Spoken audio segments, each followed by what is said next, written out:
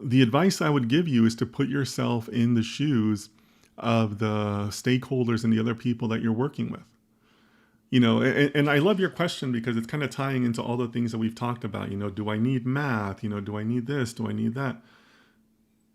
You got to be able to know how to talk to people. And honestly, that's probably my biggest critique of the people on Instagram that are very math focused, math heavy. Not only is it gatekeeping, but it's also just, I hate to say it, but it's also ignorant. It's ignorant of what you're going to be doing in the real world, right? Like I said, they're going to be hiring you and paying you based on your business impact. What is the ROI you had on the business? Not, hey, this guy's projects fail all the time, but he's really good at calculus, so we better keep him around. Nobody's going to say that, guys, right?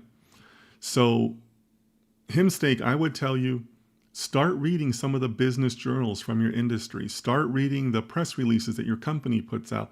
Start integrating yourself more into the business side of what your company does, right?